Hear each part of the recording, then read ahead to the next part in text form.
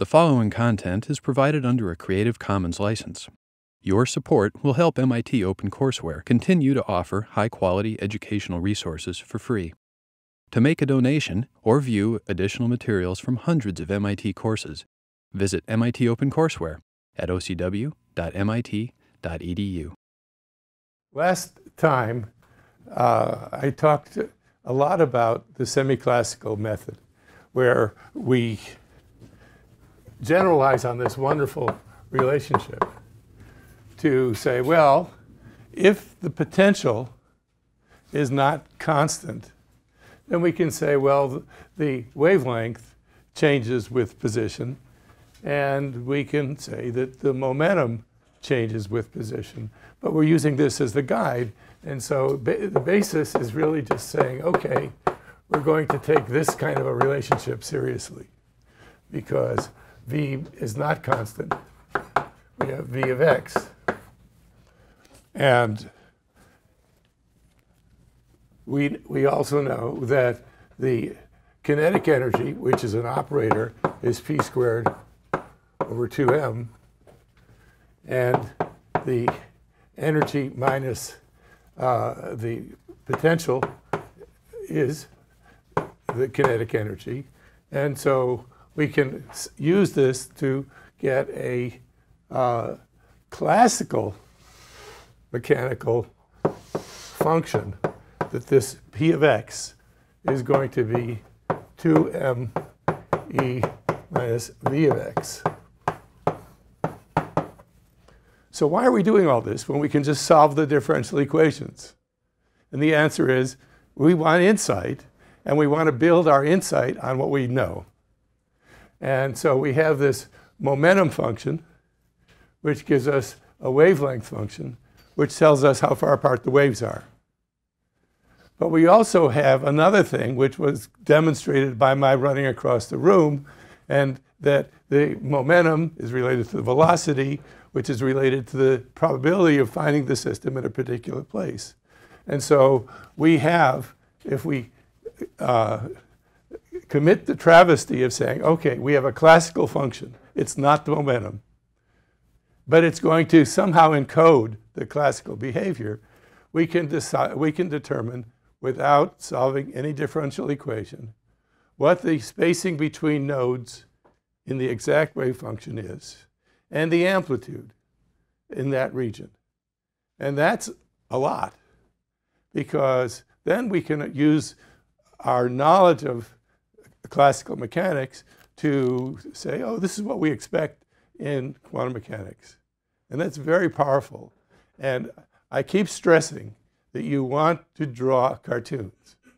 And this is the way you get into those cartoons. Okay. Now, for the free particle, we have these kinds of wave functions, e to the ikx. And they're really great because often we want to evaluate things like the integral of e to the ikx times e to the minus ikx dx. Well, that is 0. That's 1. And so instead of remembering that we have to evaluate trigonometric integrals, sine theta, cosine theta, we can do this, and it really simplifies life. Now, using that insight, I'm asking you, okay, the expectation value for the momentum could be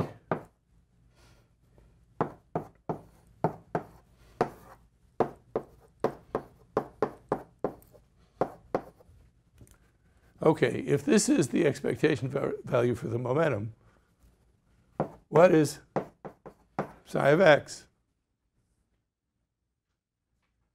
I promised I would ask you this question. I don't know if anybody really thought about it. But first of all, we're talking about the free particle. And this is some sort of eigenfunction of the Hamiltonian for the free particle. So what can we say about K? We have two we have two parts to the wave function. We have an e to the ikx, and we have an e to the minus ikx. And the k is the same for both of them. So with all those hints, what is this? We have e to the ikx times something, and we have plus e to the minus ikx. So what are the somethings that go here?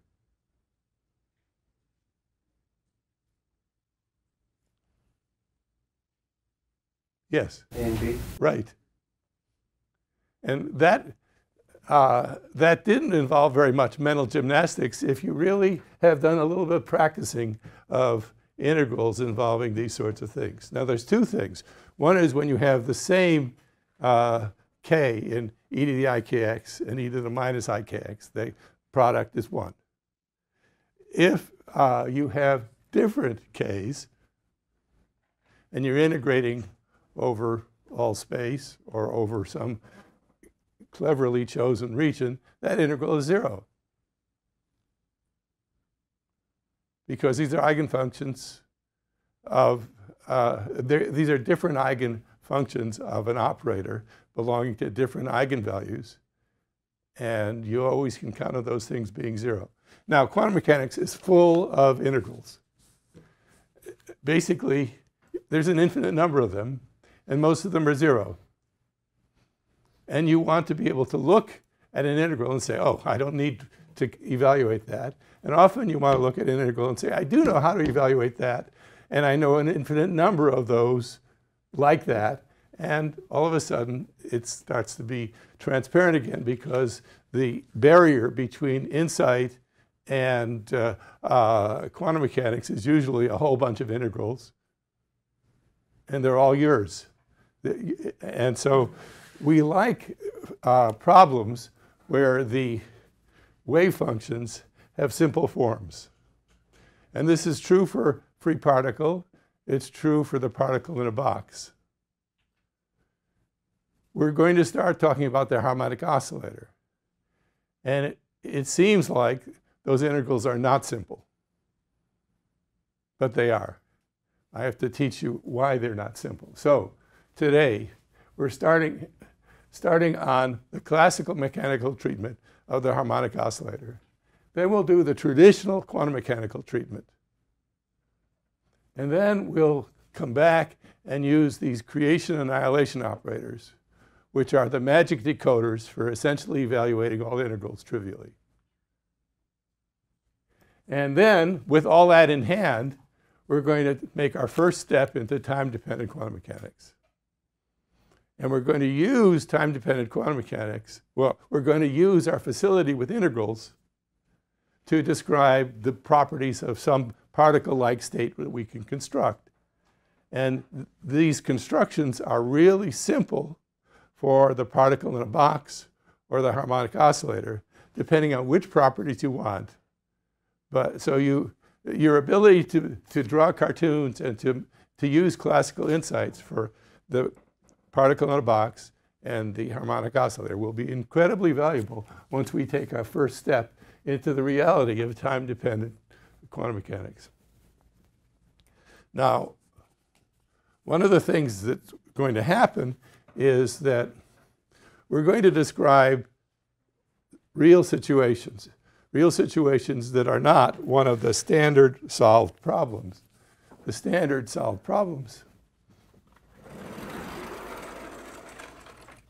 are the particle in a box or particle in the infinite box, the harmonic oscillator, the hydrogen atom, and the rigid rotor. And the particle in a box, so the potential for each of these is different. It looks like this, it looks like this, it looks like this, and it looks like that. So there's no stretching in a rigid rotor. And so all of the complexity is in the kinetic energy, not the potential. But each of these has a different potential energy, and the energy levels for the particle in a box are proportional to n squared. For the harmonic oscillator, they're proportional to n plus a half. For the hydrogen atom, they're proportional to 1 over n squared. And for the rigid rotor, they're proportional to n times n plus 1. So one of the valuable things you get from solving these, looking at these exactly soluble problems, is that the energy level patterns for each of them are slightly different. And you can tell what you've got from the energy level pattern. And so when you take a spectrum, so often you want to know what kind of spectrum is this. Sometimes you can tell just by what frequency region it is, but usually in a spectrum there's a pattern of energy levels, and that gets you focused on, well, what kind of problem, what is the nature of the building blocks that we're going to use. So this is wonderful. Now, we're also going to find that when we solve these problems in quantum mechanics, we get an infinite number of eigenfunctions and eigenvalues. And often we get presented to us a lot of integrals involving operators between different wave functions. And one of the beautiful things is when the theory gives you an infinite number of those integrals.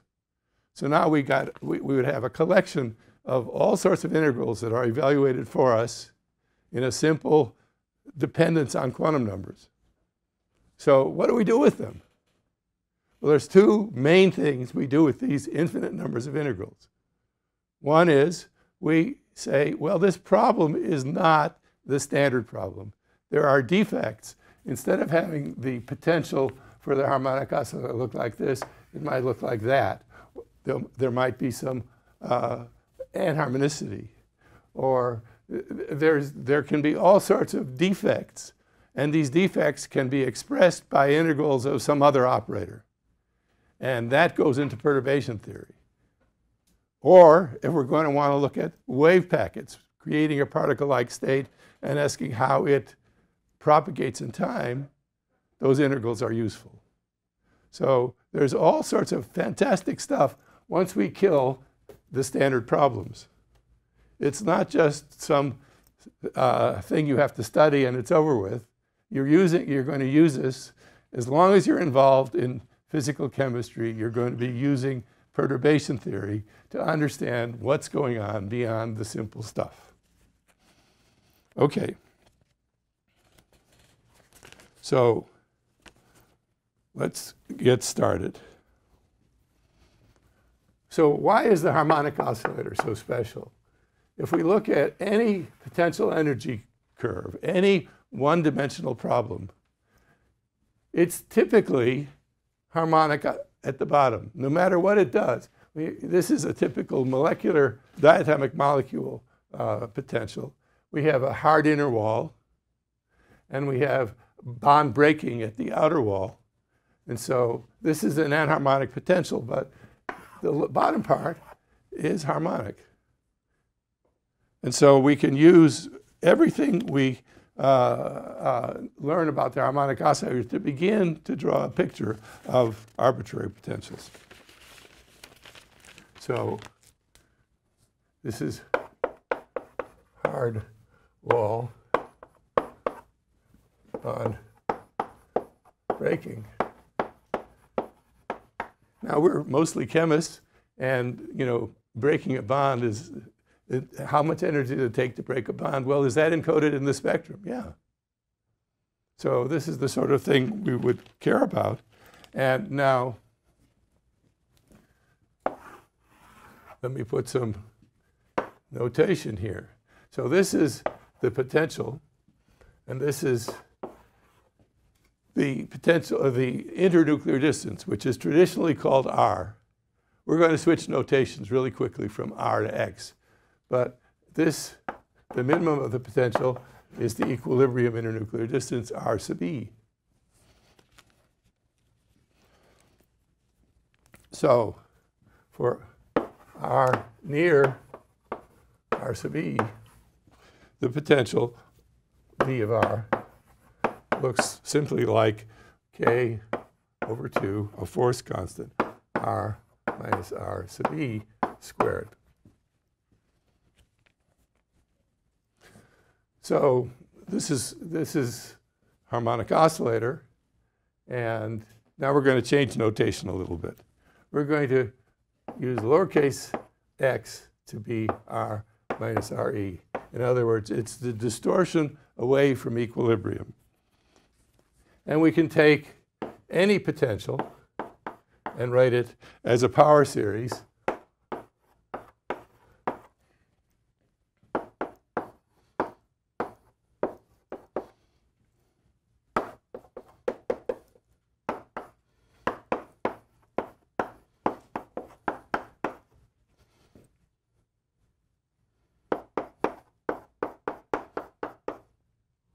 sorry.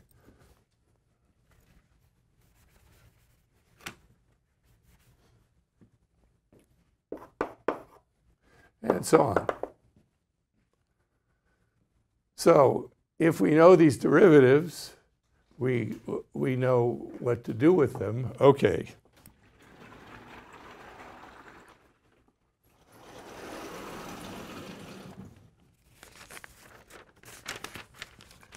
So one standard potential is called the Morse potential because it looks like this. It looks like what you need for a diatomic molecule. And the Morse potential has an analytic form where the potential V of x is equal to d sub e, the dissociation energy, 1 minus e to the minus ax. Well, that doesn't look like polynomial in x. But we power series expand this, and we get a polynomial in x. OK, now, what is this d sub e? So if x is equal to 0, this is 1, 0.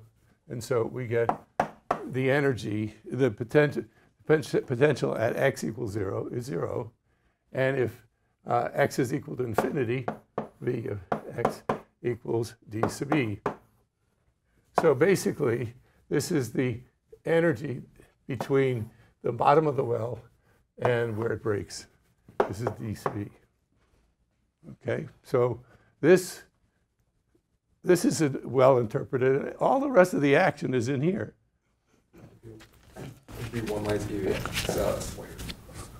I'm sorry? You just square the Yep. Thank you. It's an innocent factor, but it turns out to be very important. Okay, so let's square this. We have v of x is equal to dE times 1 minus 2e to the minus ax plus e to the minus 2ax. Okay, so we're going to do power series expansions of these. And you can do that. And so we have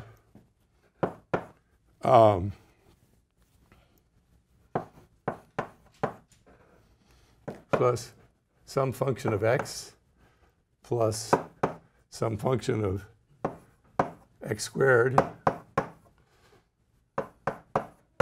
etc. Now, what is the function of x? We're taking our derivatives at the equilibrium at x equals 0. So, and we have a potential which has a minimum. So what's the derivative of the potential at equilibrium? Yes? 0. Right. And so the x term goes away. And so we have a constant term, which we usually choose to be 0. And we have this quadratic term. Looks like a harmonic oscillator. And then there are other terms which express the personality of the potential. This is universal, and the rest becomes a special case. So we have v of x is dE a squared x squared plus other stuff. OK, we're going to call this 1/2 k. Why? Because we'd like it to look like a harmonic oscillator. I mean, we know that the potential for a harmonic oscillator is described in this way. And so let's just draw a picture.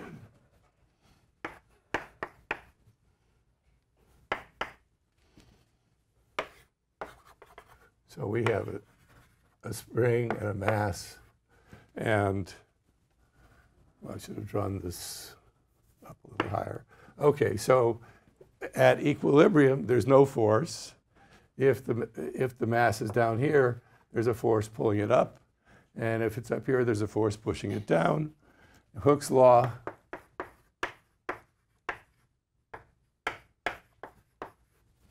says that the force is equal to minus k x minus x0. Okay, and now we're going to switch to just the lowercase x in a second. But now, the force, according to Newton, is minus gradient of the potential. So the potential for this problem is V of little x is equal to 1/2 k x squared. Okay, so we have what we expect for a harmonic oscillator, and we're going to say the small displacement part of the Morse oscillator looks like 1/2 k x squared, looks harmonic. And so what do we do now? Well, one of Newton's laws, force is equal to the mass times the acceleration. And so we can say, oh, well, the acceleration is the second derivative of x with respect to t. And the force is a minus gradient of the potential, so it's minus 1/2 k x squared.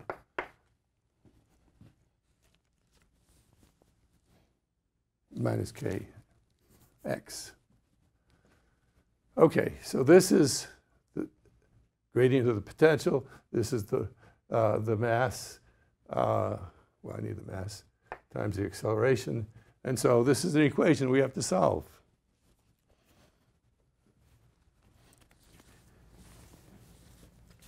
And so we want to find the solution, x of t.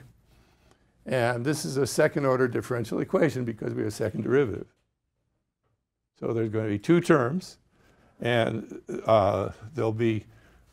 we'll have some sine and some cosine function. And we're going to want a derivative, a second derivative that brings down a constant k. And so we know that these are going to be things that have the form a sine k x k over m square root x plus b cosine k m x. So this is the solution, and we have to find a and b. Now, why do we have k over m? Well, you can look at this differential equation, and you can see that we have an m here, we have a k here, and that's what you need in order to solve it. So now our job is simply to find a and b. Should these be functions of t and not x? You know, sometimes I go on to automatic pilot, and because it's so familiar to me, I'm just writing what comes up in my subconscious. But yes, that's a good point. And so all right, so we want x of t, and it is this combination. Okay. So now we put in some insights.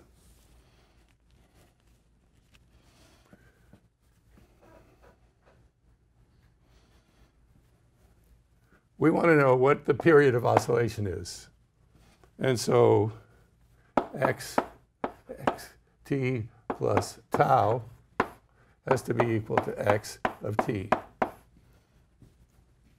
Okay, and so when we do that, we discover, and I'm just going to skip a lot of steps, that k over m square root times tau has to be equal to 2 pi in order to satisfy that.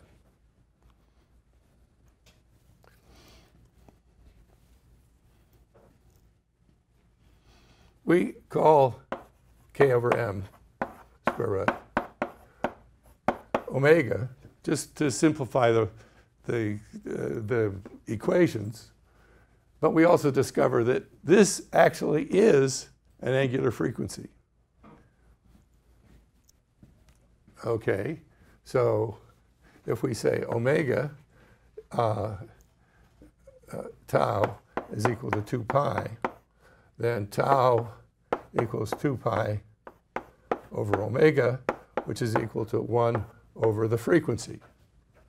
Just exactly what we expect. So we have the beginning of a solution, and omega, tau, and frequency makes sense. Everything is what we sort of expect. Okay, so now the next step is to determine the values of the constants.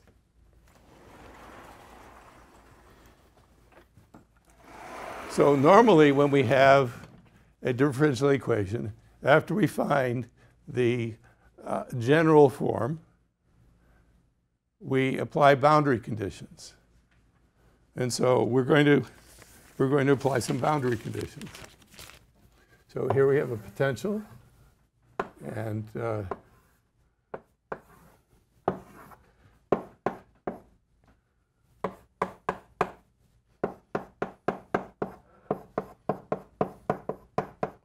so this is the potential as a function of coordinate, and this is the turning point at, this is the inner turning point at energy E, and this is the outer turning point. Well, what's true at the turning point? The turning point, the potential is equal to the energy at the two turning points. So 1/2 k x plus or minus of E squared. So if we know E, we know where the turning points are, and so kx of plus minus v, we can solve this, and so we have 2e over k. Is that what I, yeah.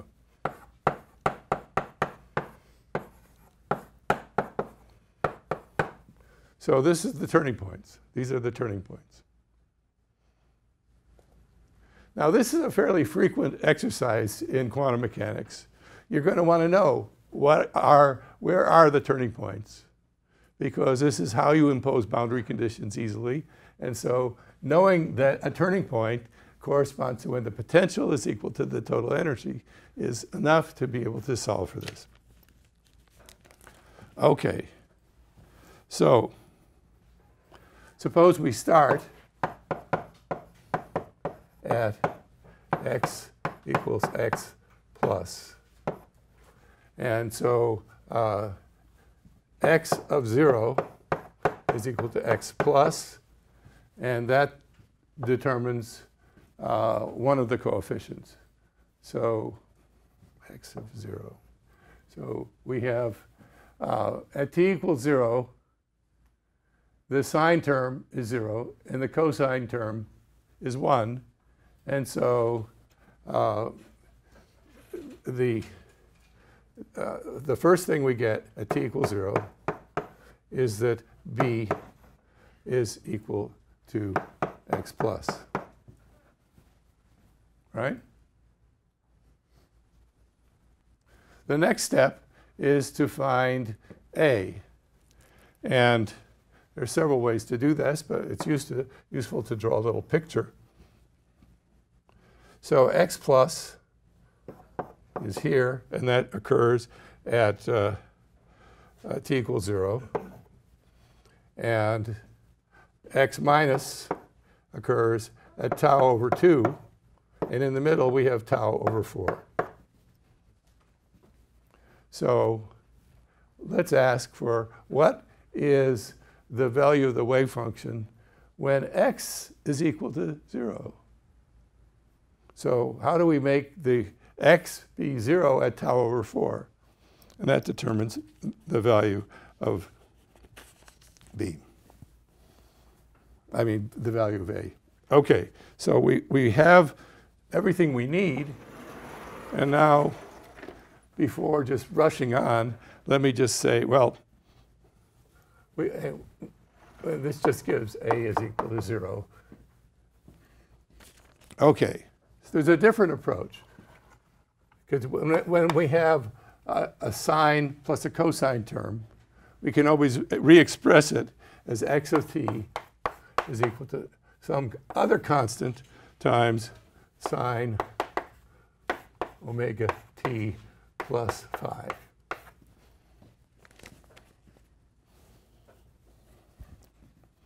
And so the same sort of analysis gives c is equal to 2e over k square root.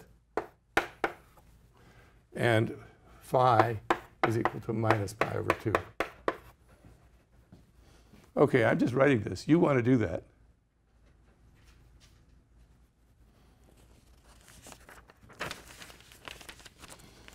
OK, so now we're going to be preparing to do quantum mechanics, the quantum mechanical solution of the harmonic oscillator. And so there are going to be other things that we care about. And one is the kinetic energy, and one is the potential energy. And in particular, we'd like to know the kinetic energy, which we call T, and we'd like to know the expectation value of T as a function of time, or just T bar of T. And similarly, we'd like to know the potential, the expectation value of the potential energy as a function of time, and that's going to be V bar of T. And so from classical mechanics, we should be able to determine what these average values of the kinetic and potential energy. So what do we know? We know that the frequency is omega over 2 pi. We know the period is 1 over omega. OK, and so T of T is 1/2 mv squared of T, or P squared over 2m. OK, but all right.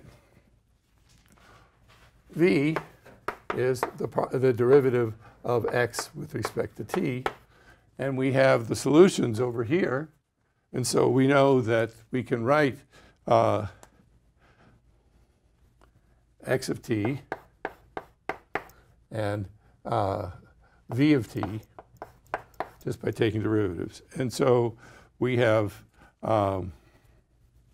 x of t is 2e over k square root sine omega t plus phi. And v of t is omega times 2e over k square root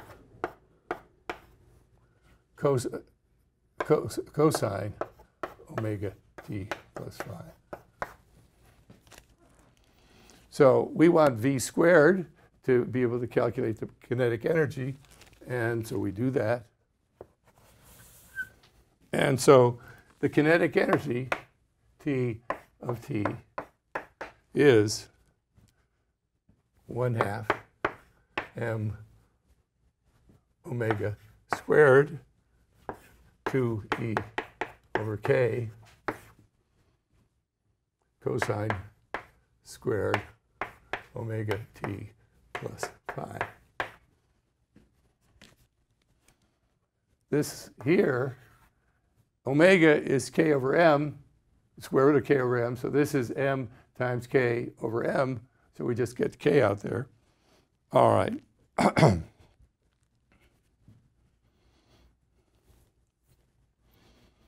And so now we would like to know the average value of the kinetic energy.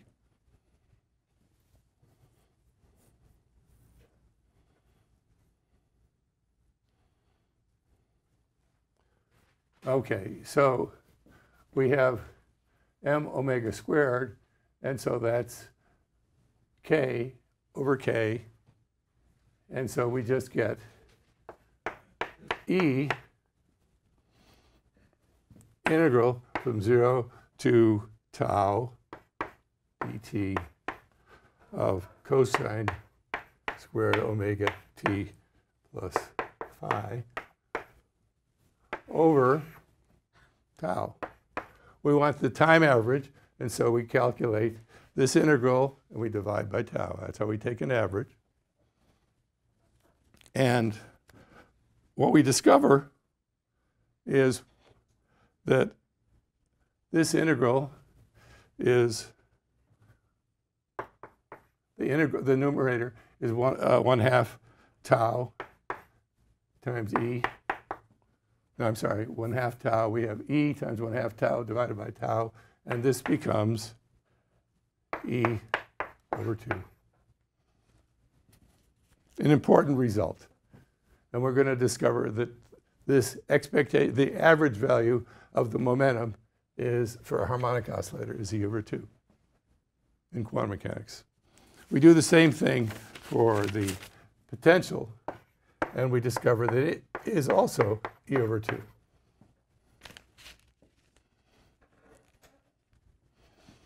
So we know that E is equal to T of t plus V of t, but it's also true that the average is equal to, so T bar is equal to V bar, which is equal to E over 2. So now we have an important interpretation of the harmonic oscillator. The harmonic oscillator is moving from turning point to the middle to the other turning point. And what's happening is energy is being exchanged between all potential energy at a turning point to all kinetic energy in the middle. So energy is going back and forth between kinetic energy and potential energy. We can solve for the relationship between T of t and V of t, and we can find that V of t is equal to t, big T, minus pi over 4.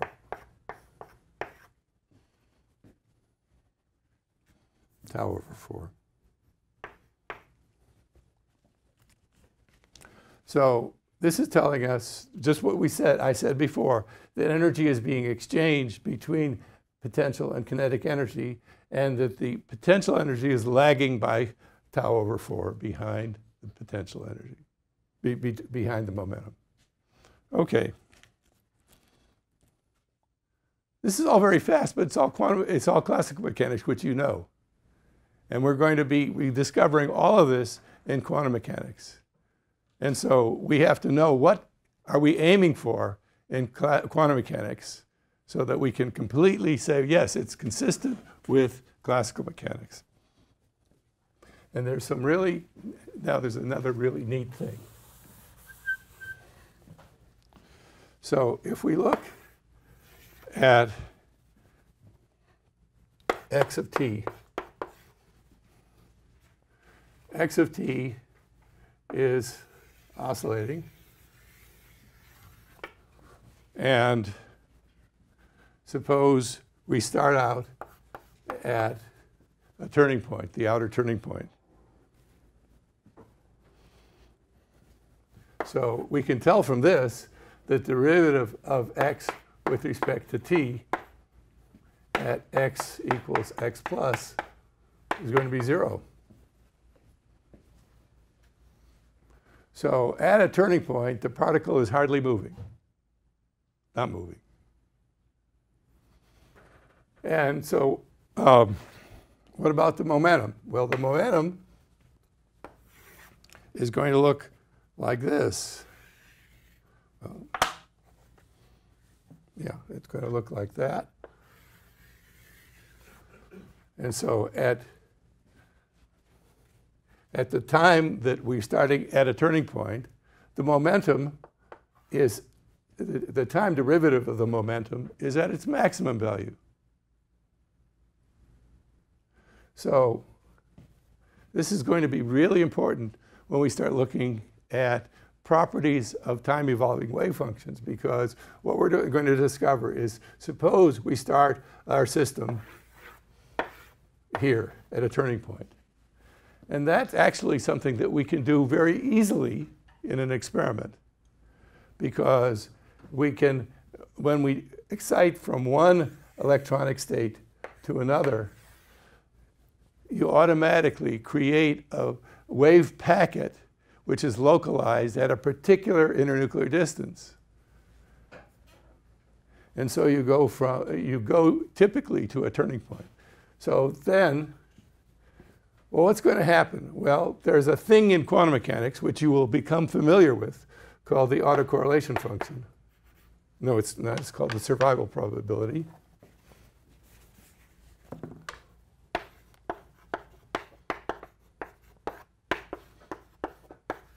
And that's going to be the product of the time-dependent wave function at x and t time, the time-dependent wave function at x and 0. So this is expressing somehow how the wave function that is created at t equals 0 gets away from itself. It's a very important idea, because you make something and it evolves. And for a harmonic oscillator, if you make it at a turning point, this thing changes because the momentum changes, and the contribution of the coordinate to the decay of the survival probability is it's all due to the momentum and not the coordinate change. That's actually a very important insight, because the momentum, the time rate of change of the momentum, is the gradient minus the gradient of the potential. So this is one way we learn about the potential, simply by starting at a turning point and knowing that this thing which we can measure is measuring the thing we want to know. Now, we will get to this very soon, because I haven't even told you about time-dependent quantum mechanics. But those are the things that we expect to encounter.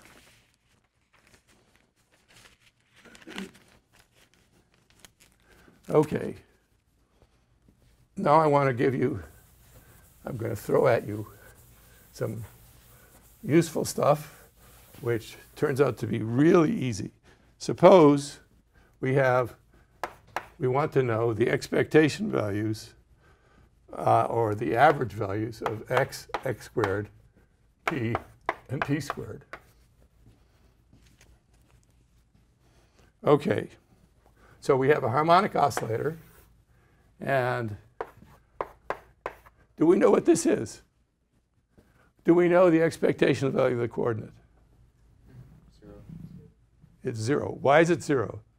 There's two ways of answering that question, but these are easy questions which on an exam you don't want to evaluate an integral. You want to know, why is it 0? And there's two answers. You said 0, right? Why did you say 0? Because Yes. Okay, so there's a symmetry argument.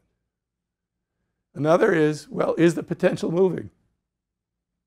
The particle is in a potential, it's going back and forth, and potential is stationary. So there's no way that x could move. X could be time dependent. So we know this is 0. What about p? Same thing. Whether you use symmetry or just physical insight. Well, what about x squared?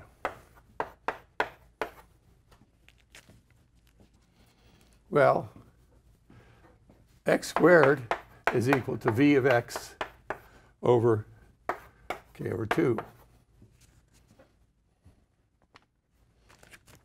So expectation value of x squared is equal to the expectation value of v over k over 2. But we know the expectation value of v. It's e over 2.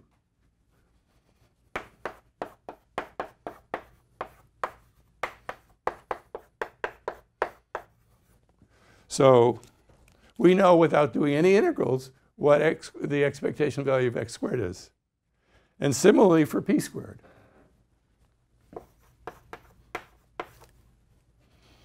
And that's just going to be m times e.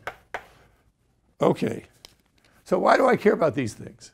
Well, we have a little thing called the uncertainty principle. And we'd like to know the uncertainty in the coordinate and the momentum. And this is our classical view of it, but it's going to remind us of what we find quantum mechanically. So the uncertainty in x can be defined as the average value of x squared, the average value of x squared minus the average value of x squared square root. That's just the variance. And, well, this is 0, and we know what this is. So we know that the uncertainty in x is e over k square root. And the uncertainty in p is going to be p squared, average value, minus p squared. This is still 0, and this one is then m times e square root. So delta x, delta p, it looks like the uncertainty principle. This is classical mechanics, is just e over omega. Well, what's e over omega? H bar. Right. So this is really, it's all going to come around. We're going to get, this is related to the uncertainty principle in quantum mechanics. There is a minimum joint uncertainty between x and p, and it's just related to this constant. Now, this doesn't say the uncertainty grows as you go to higher and higher energy, as it will in quantum mechanics, but this is really a neat thing to see. Okay, I've got 2 minutes left. So if we wanted to know the probability of finding x as a function of the